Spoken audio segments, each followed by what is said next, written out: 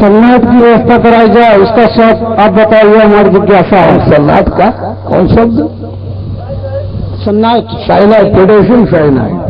इसमें क्या जानना चाहते हैं? इसका स्वाद स्वाद खट्टा। ये आप स्वयं करके दिखाओगे तो हमें विश्वास होगा। खा करके देख लीजिए। बस करना चाहता हूँ जो मुझे शायद नहीं पता, इसलिए मैं आपसे पूछने आया हूँ। मेरे मन में एक मतलब जिज्ञासा है ये जानने की कि आदमी के पास या इस शरीर के बाद, मृत्यु के बाद क्या बचता है? शरीर के बाद, मृत्यु के बाद शरीर में क्या बचता है? शरीर में, मृत्यु के बाद शरीर में पानी या सुनिए, पानी और धनंजय वायु, ये शरीर के मतलब बाद बचता है। मृत्यु के पश्चात शरीर जो है पानी से भर जाता है, खून पानी में बदल जाता है, और जो फुला होता है उस वायु का नाम धनंजय वायु है। अब ऐसे तो हालमान स्वामी को सब रहते ही हैं, डेड सेल तो रहेगा ही रहेगा। तो नया इसमें कुछ बचता है वो है धनंजय वायु। और शरीर को अलग कर दीजिए, फिर उसके बाद मृत्यु के बाद क्या बचता है? शरीर को अलग कर दीजिए तो मृत्यु के बाद जीव बचता है। यही तो समझने आया हूँ। तो जीव कैसे अब बचता है? निकल कर जाता है, शरीर की मृत्यु कहलाती है। यही तो समझ कि किस तरह बच जाता है। अब 19 का जो 20 तारीख को देख लीजिए, दिखा देगा। जीव निकलेगा, फिर क्या होगा? जीव आएगा तो क्या होगा? जीव होता कैसा है? जीव है कौन? आता कहाँ से है? मृत्यु के बाद जाता कहाँ पे? पापी कुकर्मी है तो नरक में जीव जाएगा, पुण्य कर्मी है तो स्वर्ग में जाएगा, आध्यात्मिक वाले आत्म सिद्ध हैं, हंस हैं, तब आपका ब्रह्मलोक शिवलोक में जाएगा। यदि आप ज्ञानी हैं तब तो ज्ञान में रह रहे, ज्ञान वैराग्य से युक्त होकर चल रहे हैं तो परम धाम अमरलोक आपकी जो आत्मा जाएगी।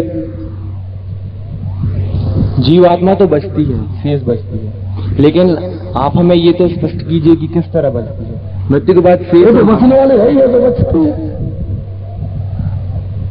जीव आत्मा का मृत्यु होता है नहीं, वो निकलना है, इसका शरीर का मृत्यु होना है, तो है ही रहने वाला, तो बचता है। जीव आत्मा मरती नहीं है। धन्यवाद। ये हमारा, तो इस पर एक क्लास होगा अभी। नहीं, आपके आंसर को नहीं, हम जो है ये जीव आत्मा जो है ये मरणशील नहीं है, ये मरणशील नहीं है। हाँ, जब शरीर प्रधान जीव रहेगा तो शरीर के साथ साथ इसका अस्तित्व नष्ट हो जाता है भौतिक संसार से, लेकिन वो जीव नहीं नष्ट होगा। वो तो जाकर के पाप कर्म वाला होगा तो नरक में बसेगा, फिर अगली जोन मिलेगी। पुण्य कर्म वाला होगा तो स्वर्ग में बसेगा, फिर अगला जोन मिलेगा। यदि मान लीजिए आप आध्यात्मिक होकर के जो आत्मा को निकालते हैं, हंस के रूप में निकलता है, तो ब्रह्मलोक शिवलोक में रिजर्व हो जाएगा, न मुक्त होगा और न जन्म मृत्यु में रहेगा, बीच में ठहराव ले लेगा। और जब अगला अवतार होगा तो माया जो फिर आपको एक मौका देगी आने के लिए, और आपको परमेश्वर के सामने से गुजार देगी। यदि आप परमेश्वर के शरणागत होकर के परमेश्वरमय हो गए तब अगले अमर लोक में पहुंच जाएंगे। यदि आप नहीं स्वीकार किए गए, नहीं हुए, तो फिर 84 के चक्कर में सामान्य सिस्टम में चले जाएंगे। ये सिस्टम है जो आत्मा का। धन्यवाद। ठीक। अब हम लोग रात वाले क्लास में रहें तो कैसा रहेगा? क्योंकि शाम को फिर क्लास आना पड़ता है, और तो कैसा रहेगा? तो जो हो जाए भजन 2-4 मिनट वाला, क्योंकि एक सूचना सचेत करने वाला है ना कि परम प्रभु की है भाई, पापी लोगों को सचेत करने वाला है। और हम चाहेंगे चंदू भाई से भी, नारायण जी से भी, कि जो कोई भी आखिर बाद में इधर उधर जो बोलता है उससे हिल मिल करके आप लड़ाई कहेगी क्या, यहाँ कोई अपमानित नहीं किया जाएगा, ससम्मान जो है समाधान दिया जाएगा। यदि किसी को कोई शंका प्रश्न है तो उसको ऐसे समय का लाभ लेना चाहिए। आप लोग मिलजुल करके कहिए, और आगे जो जैसा होगा हमारे हम जब 24 को चले ही जाएंगे तो फिर वो लोग किससे समाधान नहीं आएंगे? बोल दिए कि समाधान का पैसा तो लग नहीं रहा है, कुछ लग तो रहा नहीं है। यदि आपके अंदर ऐसा कोई भ्रम है तो अपने में बड़बड़ाने से क्या फायदा? आकर के यहां समाधान ले लेना चाहिए।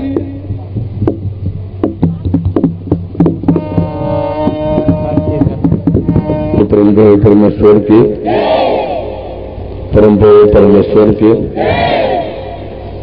परमदेव परमेश्वर की सत्यम।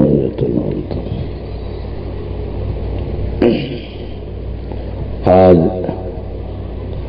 हम लोगों के चौथे दिन का यह दूसरा बैठक है। 13, 14, 15, 16 4 दिन का और कार्यक्रम शेष बचा है। हम लोग चौथे दिन के इस बैठक में आने तक बार बार एक बात पर जोर दिया जा रहा था, केवल एक ही बात पर। सारे प्रकरण घेर ले जाकर के घूम करके बस एक बात पर आ रहा है कि आप लोगों को परमेश्वर ने एक ऐसा अनमोल रतन दिया, लेकिन आप लोगों ने उसकी कदर नहीं किया। आप लोगों ने इतना उपेक्षित किया कि जानने तक की आवश्यकता नहीं महसूस किया आप लोगों ने कि आखिर परमेश्वर ने जिस चीज को दिया है वो वास्तव में है क्या। सब चीज का तो मूल्यांकन करते हैं। कोई वस्तु है बाजार में चाहे कहीं जाते हैं तो उसका कीमत जानने का कोशिश करते हैं, उसका वैल्यूएशन लगाते हैं, उसका मूल्यांकन जो है यानी लगाते हैं। लेकिन आपने अपने मानव जीवन का कभी मूल्यांकन नहीं किया।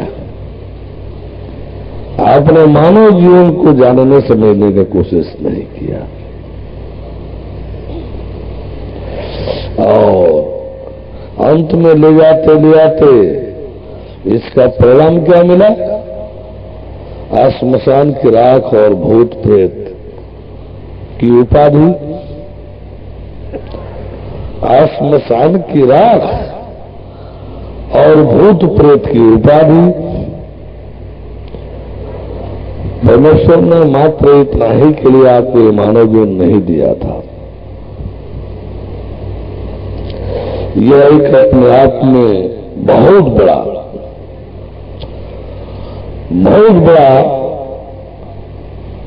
यानी रहस्य है, बहुत भारी समस्या है। इतना जकड़ लिया गया है आसक्ति ममता मोह में, इतना जकड़ लिया गया है कि मैं भी महसूस करता हूं कि इसको छोड़ना इतना आसान नहीं है। छोड़ना आसान नहीं लगता है। क्यों? कि 2-3 घंटा सत्संग सुनते हैं, आते हैं उसी में रह करके 2-3 घंटा सत्संग सुनते हैं तो इस सत्संग सुनने में एक भाव तो बनता है, लेकिन सत्संग के पश्चात पुनः जाकर उसी में रहना है, पुनः जाकर उसी में रहना है। तो इस प्रकार से जो कुछ भी यहां थोड़ा बहुत जानकारियां मिलती हैं, थोड़ा एक चमक आता है, वो जाकर के फिर 2-4 घंटा आगे पीछे जो रहन सहन है उसमें वो फिर उसी में लिपापोती हो जाता है। इसलिए ज्ञान को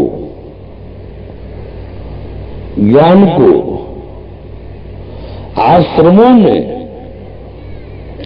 या दूर दराज तथा पवित्र कहलाने वाली नदियों के किनारे धर्मस्थलों पर इन सब कार्यक्रमों की महत्ता बताया गया, ताकि आप थोड़ा सा दूर हट करके जाएंगे। मान लीजिए आप प्रयाग इलाहाबाद गए, आप उज्जैन गए, आप कहीं भी अपने क्षेत्र से हट करके कोई सत्संग आयोजन हुआ, आप अमरकंटक चले गए, तो वहां पर होता है कि आगे पीछे की स्थिति परिस्थिति भी आपके इस ज्ञान को बनाए रखने के लिए, सोचने समझने के लिए मजबूर करती रहती है। उसी भाव व्यवहार परिस्थिति में आप रच पच जाते हैं। तो जो ज्ञान मिलता है उसको ठहरने का थोड़ा मौका मिलता है, और वो जो है शरीर पर थोड़ा अपना प्रभाव रखता है। यहां तो आए, सत्संग सुने, महसूस हुआ कि हाँ भाई, हम लोग तो माया में जकड़ गए, हम लोग तो विनाश के रास्ते पर जा रहे हैं, हम लोग को कल्याण के रास्ते पर चलना था। हम लोग कर्म और भोग, पतन और विनाश का मार्ग है, सब ग्रंथ घोषित करता है। धर्म और मोक्ष उत्थान और कल्याण का मार्ग है, उत्थान और कल्याण का मार्ग है। आश्चर्य है, कम बेश सबको ये पता है, कमोबेश सभी जानते हैं कि हम जब कर्म और भोग के क्षेत्र में रहेंगे तो यही पतन और विनाश है। धर्म और मोक्ष जो है ये उत्थान और कल्याण का विधान है। लेकिन अफसोस, केवल आप लोगों का ही दोष कैसे दिया जाए। जो हमारे उपदेशक वृंद है, अपने छोटी छोटी आवश्यकताओं की पूर्ति हेतु, अपनी महत्वाकांक्षा की पूर्ति हेतु आप लोगों को सही उपदेश से वंचित रखा। आप अपने घर परिवार में रहेंगे, नौकरी चाकरी में रहेंगे, बिजनेस व्यापार में रहेंगे, तो आएंगे तो हमको कुछ पैसा देंगे, आएंगे तो कुछ भेड़ चढ़ावा देंगे। इस लोभ लालच में आप यदि मेरे यहां बैठते हैं, मेरे यहां ठहरते हैं, तो आपकी व्यवस्था भी हमें ही देनी पड़ेगी। नमक रोटी, कपड़ा लत्ता, आवश्यकता अनुसार शरीर है, आज व्याधि है, इसके दवा वगैरह जो कुछ भी आवश्यकताएं एक शरीर की होती है, यदि आप मेरे यहां रहेंगे तो उसका भार मेरे पर पड़ेगा। तो इस भार से बचना, और आप अपने यहां रहेंगे, नौकरी चाकरी में रहेंगे, तो जब भी आएंगे तो दो चार रुपये ले दे करके आएंगे, मांगने तो नहीं आएंगे गुरु जी से कि हमको रुपया दे दीजिए, कुछ देने ही आएंगे। तो इन दो बातों को लेकर के गुरु जी लोगों ने सही उपदेश नहीं दिया। अपने आप को भार से बचना और कुछ पाने का लोभ लालच होना, ये जो है आप लोगों को सही समझने नहीं दिया। गुरु जी ने सही उपदेशों को आपके सामने नहीं रखा, क्योंकि उनको वास्तव में यह है कि स्वयं अपने आप में भी वो जो है डाउटलेस पोजीशन में नहीं थे, निःशंक नहीं थे। हमको ईश्वर परमेश्वर हमारी व्यवस्था देगा, कराएगा, हम थोड़ा धीरज धरें, थोड़ा धैर्य रखें, यह निःशंकता उनको स्वतः भी नहीं थी। उनके अंदर खुद अपने आप में एक संदेह, खुद अपने आप में एक संदेह था। वो खुद संदेह के शिकार थे कि आखिर ये सब चलावल नहीं रहेंगे, तो कुल व्यवस्थाएं कहां से चलेंगी? बनाओ, बढ़ाओ, चला बढ़ाओ, शिष्य बढ़ाओ, इनको लाखों की संख्या में पहुंचा। 10-5 रुपया 10-5 रुपया 10-5 रुपया भेड़ चढ़ाया देते रहेंगे तो हमारा 10 लाख 20 लाख 50 लाख हो जाएगा। वो 10-5 रुपया करेंगे, हमारा 25-50 लाख हो जाएगा।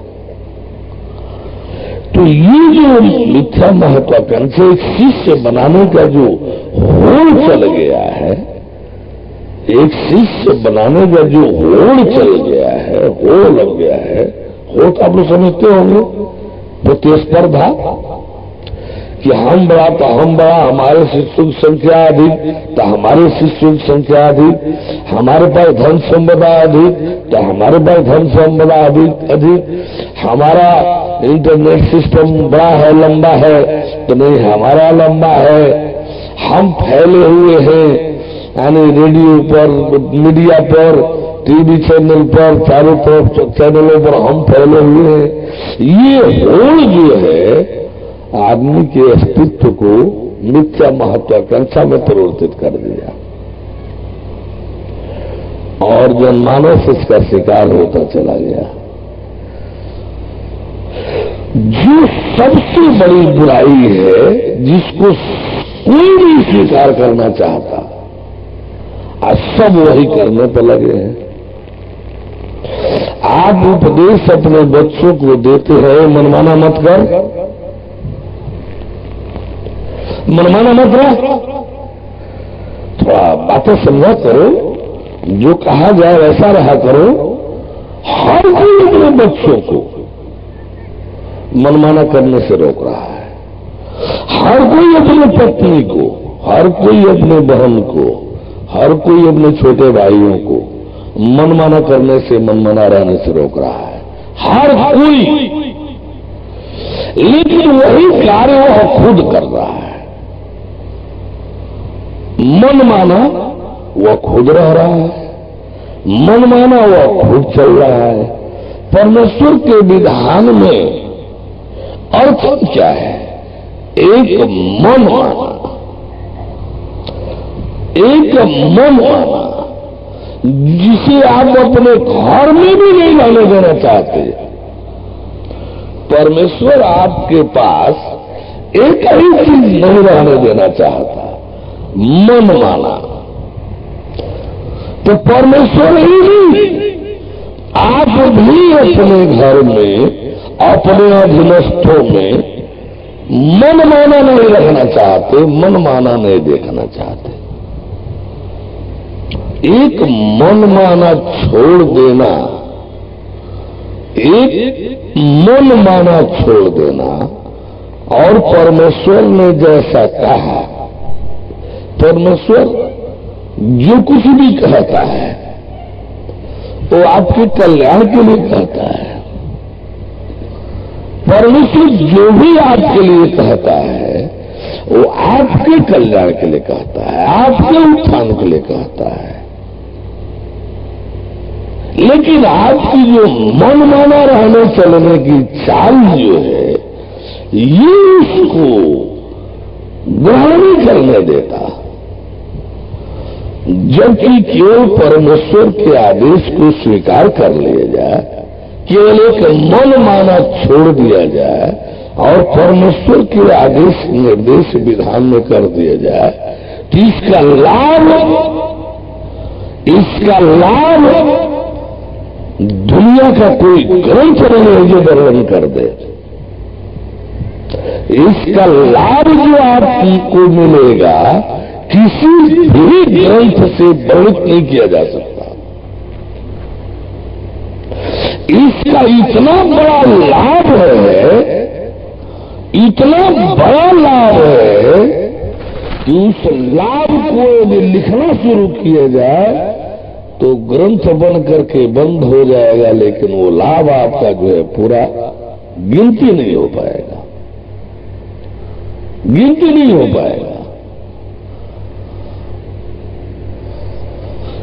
ध्यान में आवत तो मुनि लीजो, और ये एलर्जी वाली बात कर रहा हूं, परमेश्वर से जो एलर्जी सबको है। ध्यान में आवत मुनि जो नेति नेति कहवे। ध्यान में आवत मुनि जो नेति नेति कहवे। आ कृपा सिंधु, कृपा सिंधु स्वयं परम प्रभु। कोई आदमी नहीं मिल रहा है हंसने बोलने के लिए, कोई आदमी नहीं मिल रहा है हंसी किलोल करने के लिए। कपिशन करत किलो विनोद, बानरों के बीच बैठ करके थोड़ा हंसी मसखरा कर रहे हैं, थोड़ा विनोद कर रहे हैं, किलोल कर रहे हैं। ये दुनिया हो गई। जो भगवान मुनि जी लोग ध्यान करते करते ध्यान करते करते चले गए, एक झलक नहीं आता। मुनि जी लोगों के ध्यान करते करते करते करते एक झलक नहीं मिलता। ध्यान में आवत मुनि ही जो आने ध्यान करते करते मुनि जी लोग चले गए शरीर छोड़ करके, लेकिन एक झलक उसका ध्यान में नहीं आता। नीति नीति न इति न इति, इतना ही नहीं और इतना ही नहीं और इतना ही नहीं और इतना ही नहीं और महिमा गान गुणगान गाते गाते, गुणगान गाते गाते वेद ग्रंथ बंद भर करके ग्रंथ बन करके बंद हो गया, लेकिन वो महिमा गान पूरा नहीं हुआ। हाँ, वही कृपा सिंधु, कृपा सिंधु जो कृपा का दया का सागर है, जो कृपा का दया का सागर है, जो क्षमा का सागर है, वही परम प्रभु जब भूमंडल पर आता है तो कैसी एलर्जी है दुनिया वालों को, कैसी एलर्जी है भाई उस परम प्रभु से दुनिया वालों को। ये कोई हंसी बोली के लिए भी नहीं पास में मिल पा रहा है।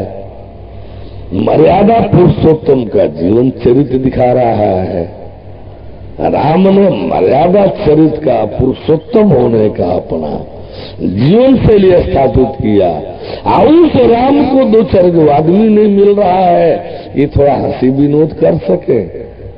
कृपा सिंधु सोई परम प्रभु, कृपा सिंधु सोई परम प्रभु, कपिशन करत विनोद। बानर भालू के बीच बैठ करके हंसी विनोद करने में लगे। तो यह कहने का मेरा इस समय प्रयोजन था कि नेति नेति कहवेद। तो आपको एक मन माना छोड़ देना, आपको एक मन माना छोड़ देना, मन माना जो आप भी अपने अधीनस्थों का छुड़ाने पर लगे हैं। आज भी जो गार्जियन है, पिताजी हैं तो परिवार में, बड़े भाई हैं तो छोटे भाइयों से पर, बहनों पर, यानी पिता है तो अपने बच्चों पर, लड़कियों पर, लड़कों पर, ये कई चीज उसको मना कर रहे हैं। मनमाना मत कर, मनमाना मत रह, मनमाना मत चल, तो ठीक से रह, मर्यादा है। क्या जरा कर रहे हो मनमाना? मेरे तो मन माना मत रह चल कर। एक आप भी अपने परिवार में, माताएं भी अपने परिवार में अपने लड़की को कभी मन माना नहीं चाहती। सास भी अपने परिवार में अपने बहू को कभी मन माना नहीं चाहती। यही तो एक मर्जी थे, मन माना। क्यों भाई, क्यों मन माना नहीं? इसलिए कि जाने न जाने हर किसी को जानकारी तो नहीं है कि मन क्या है, लेकिन व्यवहार की मनाही है कि मन बुरा है, मन गलत रास्ते पर ले जाएगा।